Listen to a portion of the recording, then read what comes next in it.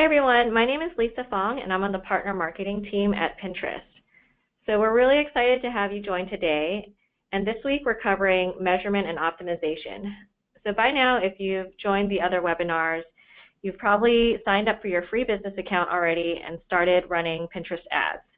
If you haven't started with ads yet, you may want to catch up on the last two webinars before watching this one, since this one will go more in depth into reporting and measuring and optimizing campaigns that you're running.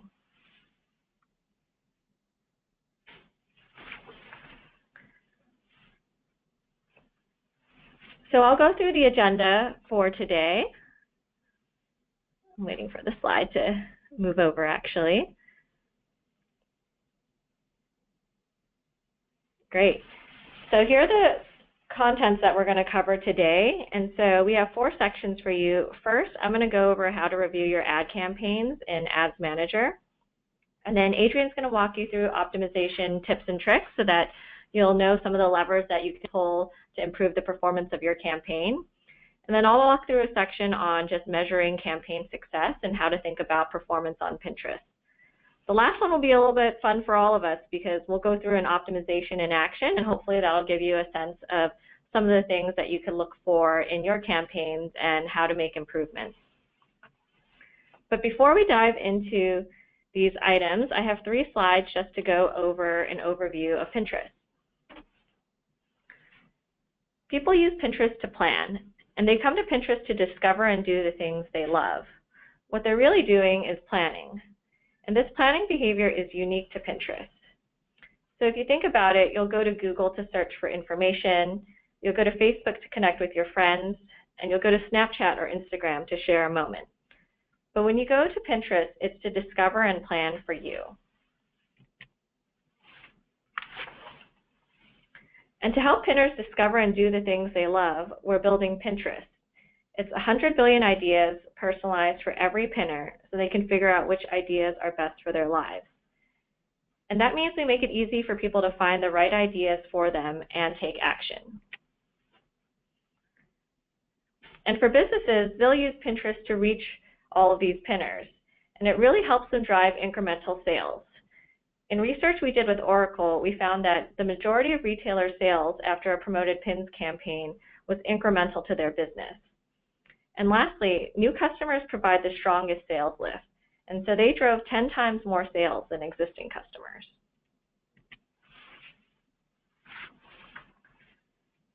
Now that we've had an overview of Pinterest, I want to dive right into the chapters. So the first one is review your ad campaigns. So you've started running ads, but now what?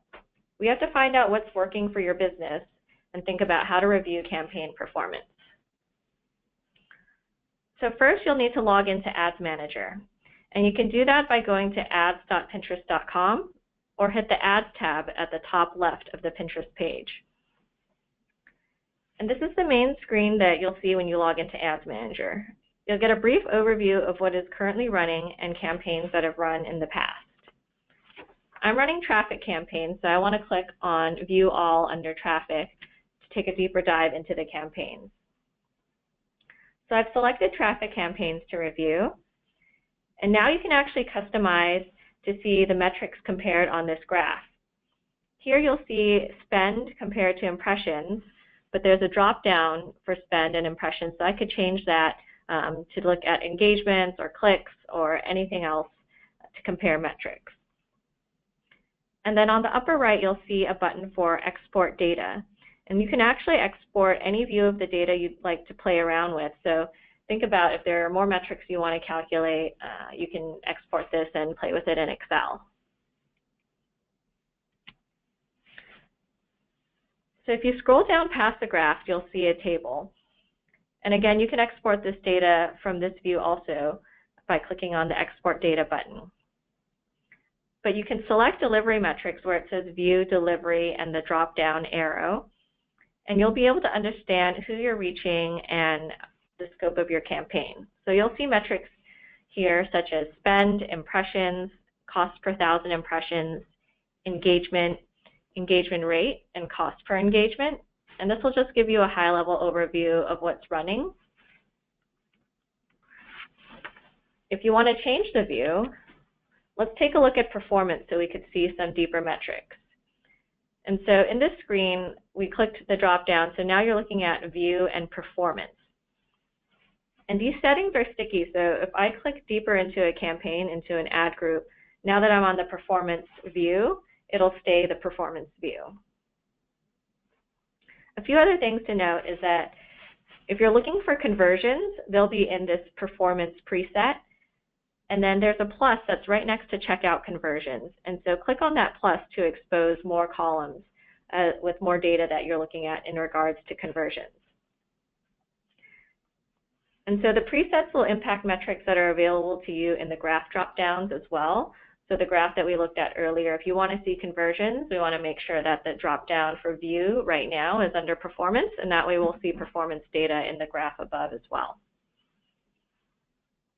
Another thing to think about is custom views. So we looked at delivery view and performance view, but in the drop-down there's also custom view. And if you save a custom view, it's going to be saved to your local browser. So if your coworker logs in to Ads Manager as well, that custom view won't be there for them. It's only on your browser. So I can talk a little bit more about custom views and metrics that you can customize so that you can really customize the table so that it's the data that you're looking for your business. So first, if you click on Customize View, and that's in that same drop-down for the views, whether it's delivery or performance or custom view, you'll be able to select and unselect what you see for each of the views. So for delivery here, you can see that we've unchecked some boxes in campaigns, but we have other boxes checked. And the same goes for performance. So here's where you can check and uncheck boxes for cost per acquisition, return on ad spend, conversions, and any other performance metrics that you're looking at. One thing to note is at the top of this performance view, you'll see that there's an attribution window, and I'm looking at 30/31. And I can change that view by clicking on that link that says change right there, or even in the previous table where it said settings. And so I'll show you what that looks like once you click on change. So when you click on change, you can customize the conversion windows that you're looking at. And so for the attribution window here, it's set to 30/31, and that's where we'd recommend you start. But you can expand that so that you're looking at 30 days click and engagement and views as well. So you can look at it 30/31 or even up to 60 days. And then you'll see checkboxes for event types as well. And so this is where, if you want to see in the table that we looked at earlier, the different event types, make sure that they're checked here as well. So there's definitely a lot that you can customize for all the tables within Ads Manager. Just make sure that you have what you'd like to see customized. But even if you don't want to customize it, you can use delivery and performance, and those already have standard views that you can review. One more that I'd like to highlight is on the custom view, paid metrics and earned metrics. And so that's something to highlight because we see a lot of downstream activity and earned media on your promoted pins campaigns, just because promoted pin isn't a moment in time or a post from a day. A pin can really help customers long after it's been promoted. So we see a lot of downstream metrics, and you can think about that pin as being evergreen. So we see that promoted pin campaigns receive about 20% more free clicks even after the campaign has ended. So these are some pieces of data that you can look at as you're evaluating your campaigns. I think that's a great place to start. For folks that have been advertising a while, there are a couple new things that you can try in terms of your reporting views. So if you've been running a lot of campaigns in the past, you can actually now archive old campaigns. And if you archive these old campaigns, your reporting will load faster. So I think that'll be super helpful for folks that have been running ads already. And then also, we have multi-line editing and inline editing now. So if you want to change a bid or budget or change things right in the UI, that's available to you too. So we're working on a lot of things for Ads Manager to really help speed up your everyday workflow and then also help you report on the things that you'd like to see in terms of performance for your campaigns.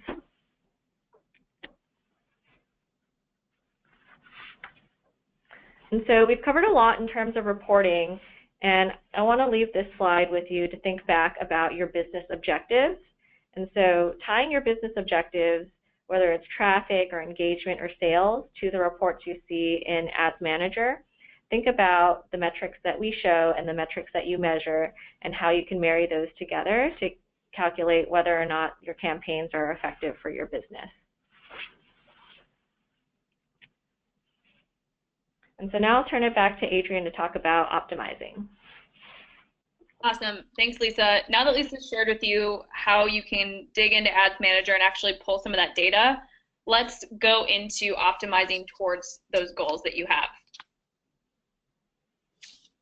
So you can think about optimizing kind of in a quadrant of performance versus spend. So in scenario one, this is going to be maximizing your budgets. So you're hitting all your budgets, but you're not necessarily hitting those performance goals that you have for your campaign. And then over in the right-hand upper corner, this is kind of your golden area. This is where you want to be. This is when you're maxing your budgets as well as you're hitting those performance goals that you have. In the third scenario, though, this is kind of the opposite of what we're thinking. So in the lower left corner, this is where you're not maxing budgets and you're not hitting goals at all. And then lastly, in that fourth scenario, you might be maxing your budgets, but you're not hitting any of your performance goals. So these are kind of just this high level of thinking about where you're falling in terms of your performance and your spend that you have with your campaigns. And then we're going to get into different levers that you can pull. So to provide you some perspective with these different scenarios, there are several levers that you can pull when it comes to getting yourself into that best place where you're maximizing budgets and you're hitting the goals that you set for yourself. So there's a bucket of business levers, such as what product you're trying to sell or what the product line is, as well as considering things like landing page of which the pin is or the pin or product is clicking through to.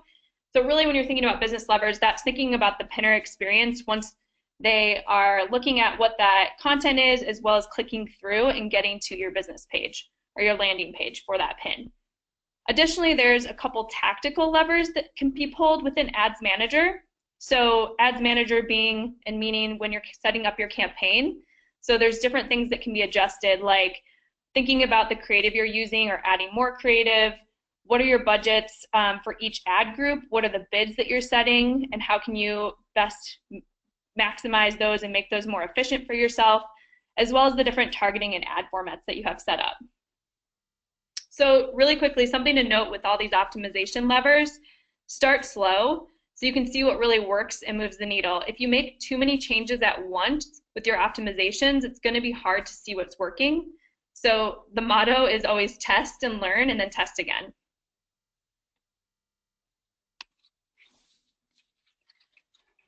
All right, so that being said, there are really two scenarios for why you'd be looking to optimize campaigns. One is really if you need to improve performance. So you're currently missing business objectives or goals that you've set for your campaign or as an advertiser, and you want to improve those performance metrics. Or it could be the second scenario, which is you want to increase and scale. You want to grow your business on Pinterest. You're hitting your business objectives, but you want to spend more and get additional distribution on the platform. So thinking about that being the two reasons why you probably are looking to optimize with your campaigns, and getting a little bit deeper into the levers that I called out on the second slide, let's talk about how to map and utilize them against those optimization goals. So this first thing to think about is creative. Knowing Pinterest is a visual platform, we know that creative is really key in driving performance and relevancy for your brand with pinners. So this is going to be the first stop typically when you're thinking about optimization for evaluating how to hit your goals. This is just a quick couple of easy ways to evaluate your creative. We'll get more into creative best practices and ad format best practices in the last webinar as a part of this series, which will take place next Tuesday. But just to think about this when you're optimizing and checking your creative, here are the main 4 things to be thinking about. So making sure that your pins are mobile optimized. 80% of people who come to Pinterest are on mobile. So you want to make sure your font's legible on a small screen. You can do this by adjusting font size for phone rendering. And then also text overlays. This is just something that can really quickly be added over top of an image and can help convey details and offers with that text on top of the image so people can quickly understand and see what this pin is all about and what you're trying to convey as a brand. And then also just with creative, vertical aspect ratio is always important, so check that. We have the recommendation of 600 by 900 pixels. And then additionally, a clear call to action. So including, why they should be looking at this pin. Do you want them to try something, learn something, or buy something? And that can kind of fold into detailed descriptions. So with detailed descriptions, just making sure those descriptions are really vivid and descriptive with the terms you use. You can also include some of the call to actions within the descriptions as well. And then also just showing multiple products. So really thinking about the content within the pin. So you can have different products in the same theme. So maybe it's like a baby's room theme, or the same product with different styles, such like this pin here, shown here, which is the same shoe with different types of cool looking leather on the outside. So same shoe, but different styles to let people know that you have variety.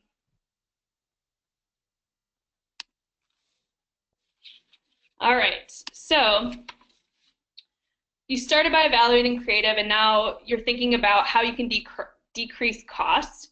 So there's a couple different things you can try when it comes to performance and decreasing costs.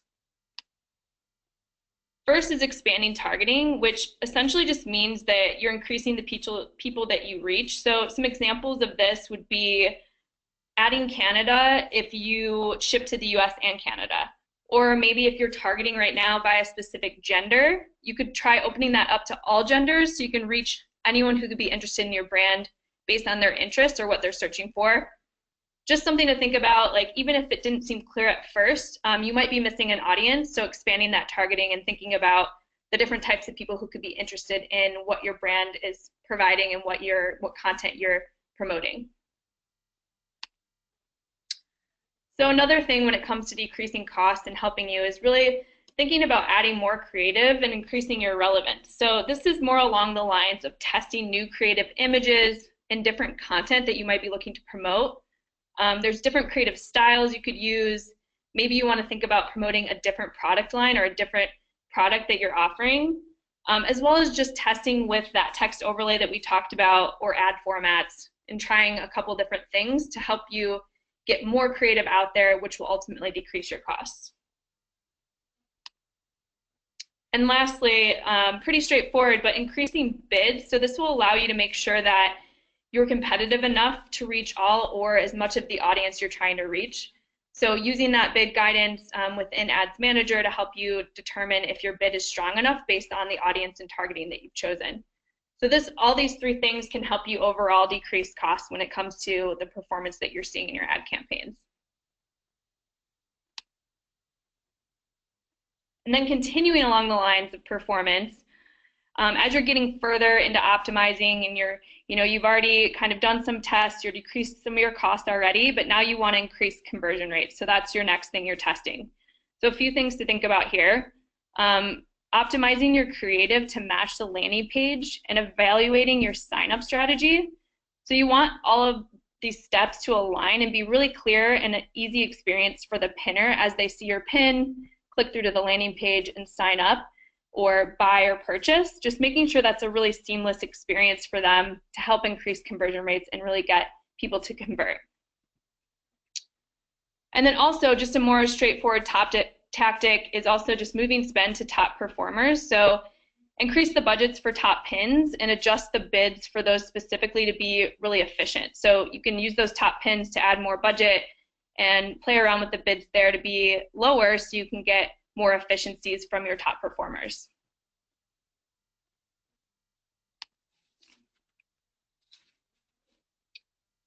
All right, so switching over to now that you have hit your goals and you're doing well in terms of your goals, but now you want to spend more because you've seen great performance. So you've optimized costs down and you're doing well with cost per acquisition or CPA. but you want to scale more. So there's three main tactics really into getting, these three main tactics really work together to get you this. Primarily, I'll say it's just making sure that you're continually evaluating your bids and targeting, right? So first, if you're already hitting goals but want to scale up, keep an eye on your bids and consider lowering them first, even before taking out targeting. This is so you can keep coverage across that broad audience and get distribution. So playing around with bids first to help you scale. And then thinking about increasing CTR. So with improved targeting and more relevant terms, continue to add to those different terms and see what's working. So if you see a term or interest that's working well for you, think of ways to play into it. So maybe you saw like healthy eater interest is doing well.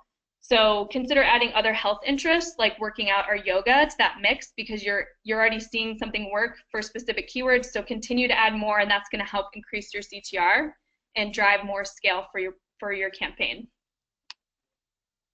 And at the same time you're doing that, you can cut the lower performing targets. So for example, if you have a pin that you're using keywords like gold ring, and it's a pin about a gold ring, and you're targeting things like jewelry, gold ring, cute rings, and gifts. If you just remove cute rings or rings, you might not get as much impact in showing as much scale as if you took out a whole category like gifts, and that would show more of an impact if you cut a low performer like gifts rather than just taking out different versions of keywords. So combined, these three tactics are really what will help you hit your goal or help you scale up and continue to grow those campaigns and get more distribution on Pinterest.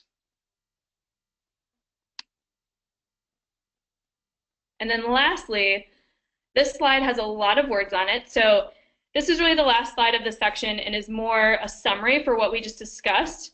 It's really meant to be a leave behind and resource for you to reference. So you'll have this in this presentation, in this deck that is sent out. So you can utilize this when you are thinking, if this, then that. So if I have a low CTR click-through rate, some levers I can play around with would be, be creative or targeting.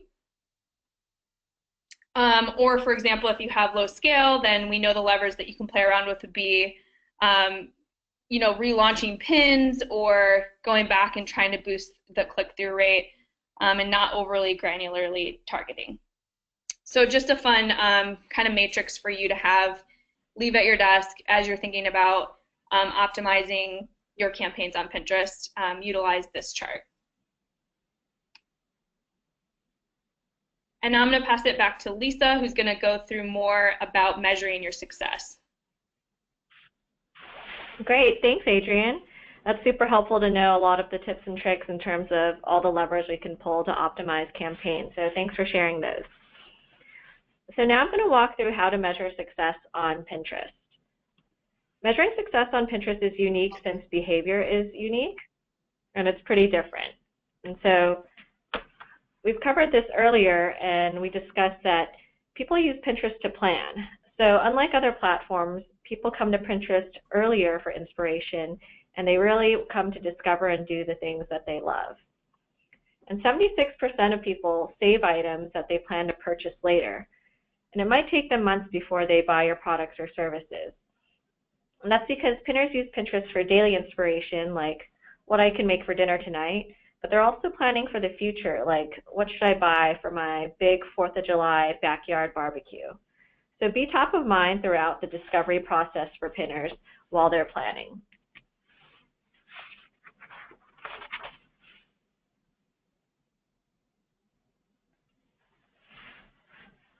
So with that, I'd like to introduce the Pinterest tag. You've heard a little bit about measurement and the data that you can get from the tag throughout the presentation today and through some of the previous webinars, but today I want to go into a deep dive of really what this means and how this can really help you measure success. And so the Pinterest tag is a piece of code that you'll put on your website to help track visitors and the actions that they take. And it's very important for you to add the tag because this will give you cross-device reporting. So you can understand how people move from device to device and understand how they engage with your content and where they ultimately convert. This is essential to understanding performance since nearly 80% of Pinterest usage is on mobile today, but people tend to convert at a higher rate on desktop. Another thing is that you'll be able to track conversions beyond the click. So the Pinterest tag will enable you to tie conversions back to impressions, clicks, as well as conversions to unique signals such as saves and close-ups. These actions are strong signals of consideration and really demonstrate the influence that promoted pins can have. And finally, the last piece is targeting. So there are a lot of different types of targeting or a lot of different actions that you can track with the tag, and you can actually turn those actions that you're tracking into targeting so that you're able to reach your customers in a more effective way and reach really specific segments of your customers.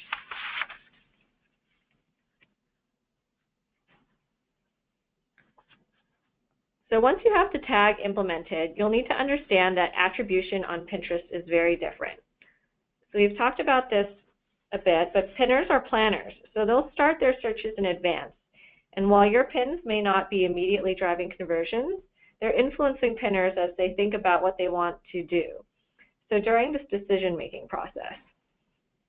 And so when you're measuring success on Pinterest, you'll need to think about a longer attribution window. And we recommend a minimum of 30 days for clicks, 30 days for engagement, and 1 day for views. But you can track as long as up to a 60-day window. Another thing to note is that your CPA will improve over time.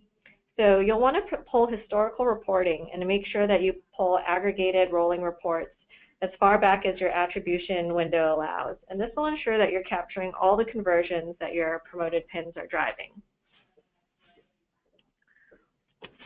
So I want to take a deep dive into this idea of a longer attribution window and how CPAs can improve over time. So here's a chart showing a 30-day window, and the conversions, they'll increase while your cost per conversion will decrease. And we know this because pinners are planning early, and that's why the graph shows the increase in conversions and decrease in cost per acquisition. Additionally, we talked a bit about how pins are evergreen, and they're not just from a post from today. So your pin will receive saves and conversions from earned media after the campaign has ended. So if you give people time to take action and for them to share ideas with others, you'll see these CPAs drop significantly. And this is because pinners are both taking action and sharing your ideas via repinning. And so as they repin your pins, more people will be able to see your pin and convert as well.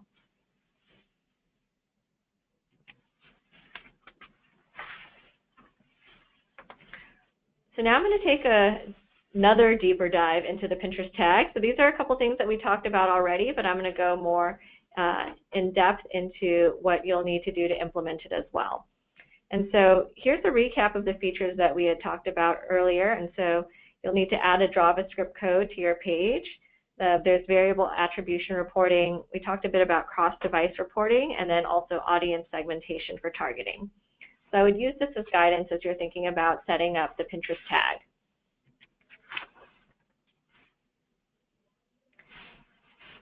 And so there are two parts to the Pinterest tag. There's a base code and an event code. And so you'll need to work with whoever works on your website to be able to add this code to your site. But the base code is required to track measurable events and should be added to all the pages on your website. But then the event code tracks specific actions that happen on your website, and they should be placed on pages where events happen, and that could be a category page, a checkout page, or a sign-up page, or the thank you page. So think about where you want to track specific events to be able to track those specific conversions. And then beyond that, you'll also have the ability to pass additional data for each of the event codes. So for example, you can pass item price, product ID, and order value.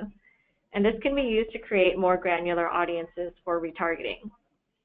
And then for checkout and conversion events, we also report on order value and order quantity. And that can help you calculate return on ad spend and average order value. So when the page loads, the Pinterest tag fires and lets us know that an event has happened. And then we'll look back to see if there were any engagements, whether it was a view, a close-up, save, or click. And then we'll track that conversion to that event. And that way we can count all the conversions that are happening on Pinterest so that you can measure the success of your campaigns.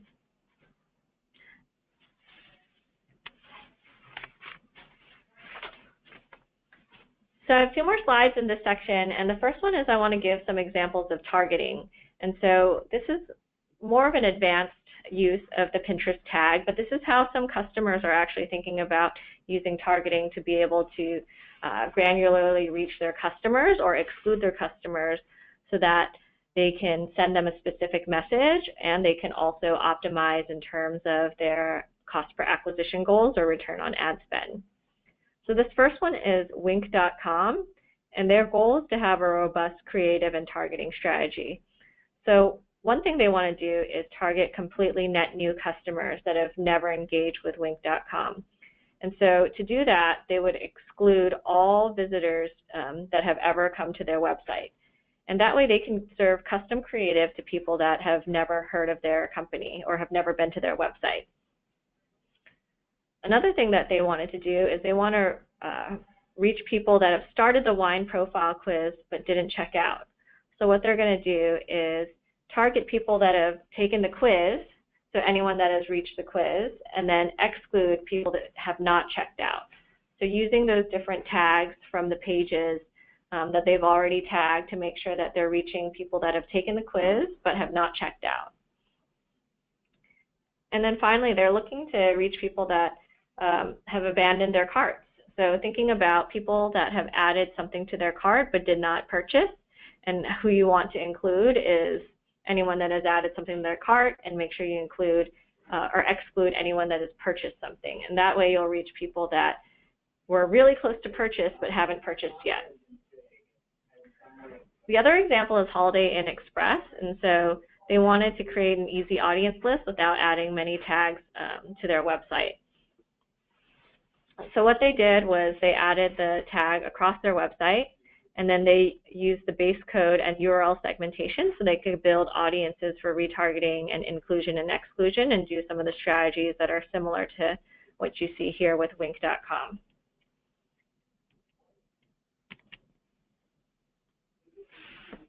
And so this is the final slide, and this is more for people getting started. If you don't have Pinterest tag on your site yet, we want to make sure that you get started on the right foot. The Pinterest tag will really help you evaluate your campaigns and make sure that you can see conversions at a specific window so you can measure and optimize your campaigns and know what's performing well for your business. And so if you haven't gotten started yet, first, you'll only need to generate one Pinterest tag for your website. And like I said, you'll put the base code across your entire website and then event code on the pages that you want to track conversions. The base code will be loaded in the head section right before the event code. And then also to note, the Pinterest tag is compatible with all tag managers. So if you're using a tag manager, you can just add the Pinterest tag in there. There's also a link here to the Help Center page where you can learn the step-by-step guide to getting started with the Pinterest tag. So hopefully this will be a good resource for you to get started. Next, Adrian's going to go over the optimization in action. Perfect. So we've gone through pulling reports. We learned about the different levers you can utilize for optimizing and just talk through measuring. So what we wanted to do is take a look at an example of a brand who is going to be looking and taking a few different phases when it comes to optimization. All right, so this is the high-level details of the example we're going to go through for M&L Supply Co. That's a tongue twister for me. So throughout the example, we're going to be referencing this brand, and this is the overall goals that they have and objectives. So overall, they're trying to get new customers, and they're really looking to drive sales of a new line of bags that they have. They have a very specific goal, a cost per acquisition of $30. And then just so we know, they have a flight date that's about 2 weeks, so 5/1 to 5/15. All right, so this is a look at their initial data. So a look at their raw data that was pulled from Ads Manager. This is what you can export based on what Lisa walked through in the first section. And it's a first step for any advertiser when determining an optimization strategy. You can see that M&L set up their campaigns with different targeting strategies and different creative types per ad group. They also have different bids per ad group, and some are hitting their daily budgets that were set up and some aren't. And then once they want to get a little bit deeper in terms of that raw data that they pulled, this is where they can start setting up some different calculations and really determine what to test and optimize against based on those goals and the calculations that they do here. So you can see that for M&L, the overall campaign has an overall 0.22% click-through rate, or CTR, and an overall $50 CPA with close to five clicks back to their website. So overall, not quite hitting that CPA goal that they have, but we can really think about ways that we can adjust within the different ad groups to help them meet those goals. So looking at this, you can see that summer creative is producing the best results, but it's hitting their budget caps based on the last slide that we saw. So those are ad groups that are already hitting their budget caps, but they are performing the best in terms of going against the product creative. And then based on the calculations, it looks like there's really an opportunity to improve CPAs. So if you see the CPAs in the far right there, you can see that the product creative is really high, and then the summer creative gets into actually hitting that CPA goal. So there's an opportunity to improve CPAs for the product creative group, ad groups, and potentially we want to add more budget for M&L to those top performing summer creative ad groups because they are doing really well, and we want to maximize that performance and add potentially more budget there to help scale what's performing and really driving that acquisition for them.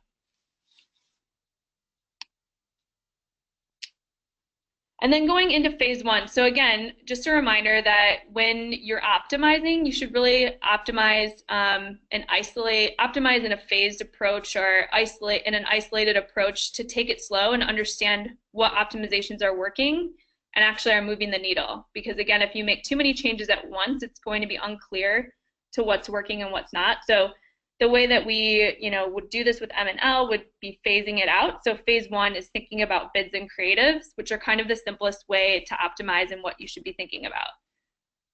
So first, like we said, when we went through the optimization section, the first thing they should do is take a look at creative, and particularly for the pins in the product ad groups, since those are the ones that aren't hitting the goals. A couple things they can do to creative test here to help increase their CTR, which is going to get, ultimately get them more clicks to their site and, end up in parlaying into more acquisitions for them. So they can use text overlay to align with different audiences they're targeting. They could test product forward images versus lifestyle images. They could also try a more bold call to action. So we talked about call to action. So adding that into the description and highlighting that there's, that they want someone to go shopping and that they have an opportunity to get deals through shopping on their site. Also, there's a couple other things. So they could help drive more efficiencies for the product creative ad groups and drive a lower, and in order to drive a lower CPA, they could lower the bids. So they could lower the bids to see if that helps bring down the overall cost per acquisition, because maybe their bids are just a little bit too high for that product creative campaigns and ad groups that they have set up. So adjusting the bid to be a little bit lower just to see more efficiency. And then lastly, something that I mentioned in the last slide is that the summer creative campaigns are doing really well and they are hitting goals. So they should consider increasing budgets here to continue to drive that strong cost per acquisition for their business.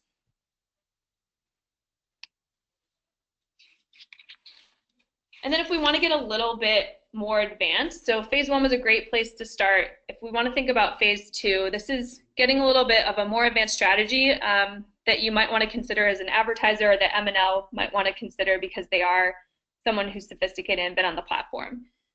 So there's really three levels of people who are going to convert on Pinterest. Thinking about it in this funnel kind of view, there are people at the top who are more of a new audience. So these could be people who are on Pinterest and browsing, but we know they're interested in fashion or bags potentially. So you'll see they might not be clicking through as much, and they have a little bit higher of a cost per acquisition because they're more in that kind of browsing mode, but they still might be interested in what M&L is putting out. And then once you get a little bit further down, there are people who are already more qualified. They're a more qualified audience that M&L is reaching by using their act-alike targeting. And these people might already be interested in exploring this bag collection. They're people who act like other people who M&L have seen, like their products and want to purchase. And then lastly, as you get kind of to the bottom of the funnel, those are the people who are down to really knowing what they want, and they've already narrowed it down. They know what they want, so they're going to potentially be more apt to purchase, which is why you'll see that higher click-through rate from that group, that targeting group, and a lower cost per acquisition from them, because they're more apt to already be clicking through and knowing that they want that, so they're going to make the purchase. So really just taking this approach of thinking about that customer journey, you can really start to see and understand how click-through rates increase further down the sales cycle or the sales funnel, and that CPAs are going to continue to go down over time as the customer narrows what they want. So click-through rates are going to increase, and then CPAs are going to decrease the more someone knows what they want on Pinterest. So this is a little bit of a different mindset than maybe some other platforms. So just keeping that in mind as you're optimizing. So because of this, we can think about it if M&L is measuring back to that $30 CPA, that's what they're looking for. So they might be okay that they have a higher CPA at the beginning of that customer journey, and that's okay with that targeting strategy, because they know that while they're getting these like new people at the top who might be browsing, they're also going to be getting people in the mid and lower funnel with those targeting strategies that will overall have a blended CPA or blended cost per acquisition that will even out their overall goal of $30. Again, this is really more of an advanced strategy for an advertiser who might be on the platform and really thinking about the different mindsets and different stages that they want to reach a customer at.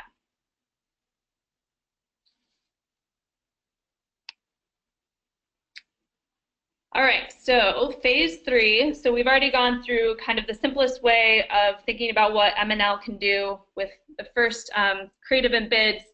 And then we thought about like even getting further with looking at a holistic view for implementing a full funnel kind of strategy and blended goal across the different targeting buckets. And now we're moving on to phase 3, which is when you're starting to think about optimizing towards attribution. So this is really when it comes to the Pinterest tag settings that Lisa just walked through and the additional data that the Pinterest tag can provide that you can optimize off of.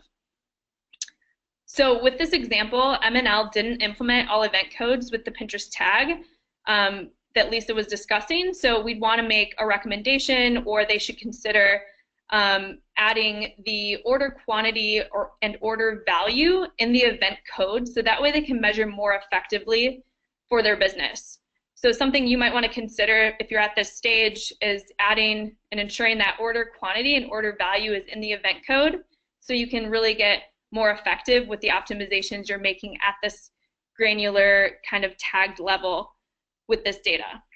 So this is going to give you ROAS, or return on ad spend, as well as average order value that you can optimize towards with your campaigns as well.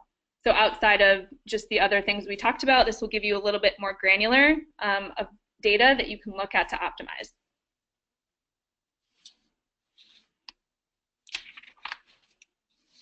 And then lastly, I'll leave you with a couple other considerations that you can be thinking about as an advertiser, or in this example, M&L could be thinking about. There's a lot you can measure in Ads Manager, but there are business metrics and insights outside of the platform as well. So there's other things you can think about your customer that you're trying to reach and how they're engaging on Pinterest and how you can be reaching them on Pinterest.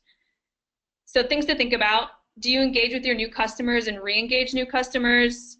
Also thinking about whether customers on Pinterest are unique. So do they have a higher lifetime value, or LTV? Or do they spend more than customers and learn about your business on other platforms? So just a couple of things to think about outside of just the tactical stuff we discussed and the different levers we discussed when you're thinking about optimization. And then Lisa, I'll pass it back to you, and feel free to add anything else when it comes to that example I just provided. But But I'll pass it back to you to also talk about Propel.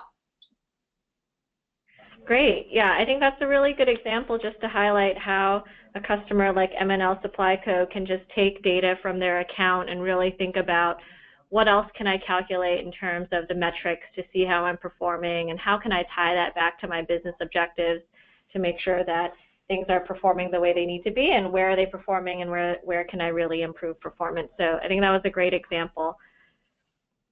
So the next slide I want to share is just talk a little bit about the Pinterest Propel program. And so for folks that are starting with advertising, or maybe even if you've been advertising on Pinterest already, but you want a little extra help to kind of propel your ad campaigns forward, I think this is a really great opportunity. If you're ready to spend $100 a day and you're in US and Canada, we're actually offering phone support so you could talk to someone about how you can optimize your campaigns or how you can set up your campaign. And then also, one of the things that Adrienne and I touched on is that creatives can really help improve your CTR. So our Pin Factory can help you make creative for your campaigns. So I think this is a great opportunity if you're ready to spend $100 a day and you want a little extra help on either setting up your campaigns or optimizing your campaigns. You can sign up on our business site and we can have someone reach out to you.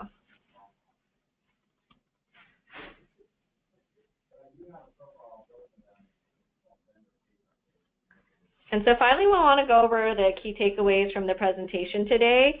And so one thing that I talked about in the beginning is how you can customize your views in Ads Manager to see delivery and performance and custom metrics. So think about what makes sense to you, and if customizing is too much, you can just click on delivery or performance and see those standard metrics, and I think those will be really helpful as you're just getting started.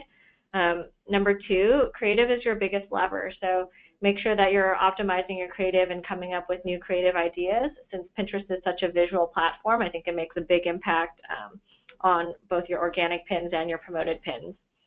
Other things you can do are adjust targeting, bids, and budgets, and the structure, and that'll really help optimize your campaigns.